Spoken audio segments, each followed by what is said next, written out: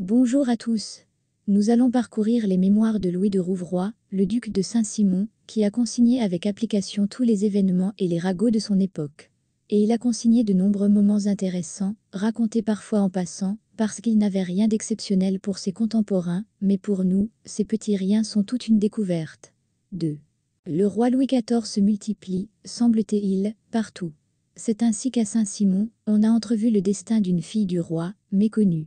Cette fille est née de l'épouse du jardinier du roi. Elle grandit en beauté, en statut, son visage ressemblait beaucoup à celui de son père. Mais celui-ci ne la reconnaît pas, et ne s'intéresse pas à elle. Elle, de son côté, ainsi que son entourage, connaissait son origine, et était terriblement jalouse des filles du roi qui étaient reconnues par lui, et recevaient une bonne dot. Hélas, il n'en fut rien, car sa mère n'avait pas le statut requis pour une telle reconnaissance de sa fille. La jeune fille fut épousée, par considération, par un petit gradé de l'armée. Mais ils ne reçurent rien. Ils vécurent cependant bien. Ils allèrent au village, y eurent des enfants, mais la fille non reconnue du roi mena toujours une vie très retirée, pour ne pas se trahir.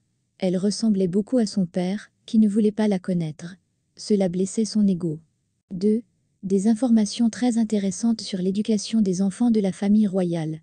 Ce fils, qui était le premier, et qui était prévu pour le trône, a reçu une éducation et un enseignement appropriés. Il a développé des traits de caractère de leader. Le ou les fils qui n'étaient pas les premiers, au contraire, ont été élevés de manière à ne pas causer de problèmes plus tard avec leurs ambitions. On leur a enseigné la patience, l'obéissance et l'idée qu'ils seraient toujours d'humbles sujets. Leur esprit était délibérément rétréci et étouffé. Cette approche a fait des ravages dans la descendance de Louis XIV. Louis n'a eu qu'un seul fils légitime, qui a survécu jusqu'à l'âge adulte, le grand dauphin, également Louis. Il ne survécut pas à son père, mais laissa à son tour 3 fils. L'un d'entre eux était destiné à monter sur le trône, et les 2 autres ont été élevés selon le schéma ci-dessus, afin de ne pas interférer plus tard. L'héritier meurt donc un mois après son père, le grand dauphin, et ne survit pas à son grand-père, Louis XIV, dont il était censé hériter.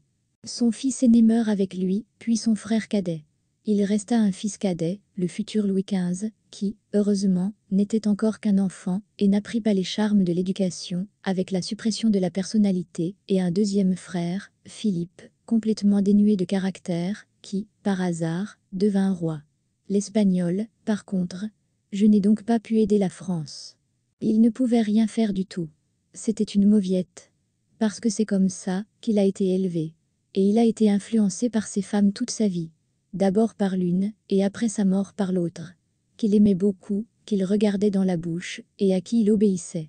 Et s'il n'avait pas été élevé par hasard sur le trône d'Espagne, ce roi faible et déprimé serait parti en France. 3. Un incident qui révèle un aspect du caractère de Louis XIV, à savoir la vindicte. Un jour qu'il chassait, quelques-uns de ses courtisans s'égarèrent. Ils arrivèrent à un château, dont le propriétaire les accueillit parfaitement, les réchauffa, les nourrit, les coucha, les reçut dans les règles de l'art. Au moment des adieux, les courtisans lui demandèrent son nom, et il le leur donna. Les courtisans, impressionnés, vinrent trouver le roi, lui racontèrent l'incident, et lui demandèrent d'honorer cet homme. Mais lorsque le roi apprit son nom, il fut furieux. Le propriétaire favorable du château avait depuis longtemps pris part au trouble contre le roi, avait été gracié, s'était caché, mais le roi était dégoûté à l'idée qu'il vivait tranquillement et bien dans la campagne.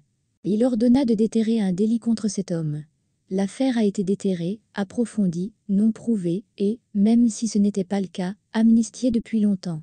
Finalement, l'homme a été décapité, et tous ses biens ont été confisqués au profit de celui qui avait concocté l'affaire sur ordre du roi. 4. Madame de Montespan, maîtresse toute-puissante du roi pendant de nombreuses années et mère de ses enfants reconnus, avait un mari qu'il aimait beaucoup, et qui n'a jamais pardonné au roi de lui avoir enlevé sa femme. Madame devint donc la maîtresse du roi grâce à l'entêtement de ce même mari. Lorsque le roi commença à lui donner des signes d'attention obsessionnels, à organiser des bals en son honneur, à lui envoyer des cadeaux, elle dit à son mari que le roi l'avait placé parmi les maîtresses suivantes et le supplia d'aller en province, dans leur domaine, et de s'y asseoir, jusqu'à ce que Louis ne l'oublie pas et ne choisisse pas une autre dame. Mais son mari ne l'a pas cru. Je ne sais pas pourquoi, et il n'a pas pu lui pardonner. Il lui a même donné un service funèbre alors qu'elle était encore en vie, et a fait en sorte que leurs jeunes enfants y assistent. 5. Madame de Montespan était une femme très religieuse. Malgré le mode de vie qu'elle devait mener, elle priait constamment. Elle priait constamment, observait toujours tous les jeûnes, et faisait l'aumône très généreusement. Lorsque le roi lui tourna le dos, elle se retira dans un couvent, et y subit la terrible punition d'aller voir son mari, de lui demander pardon, et d'obéir à ses ordres, quoi qu'il pensât lui faire. Cependant, son mari lui fit savoir qu'il n'allait pas lui causer d'ennui, et qu'il ne voulait pas la voir du tout. Elle s'en est donc tirée à bon compte.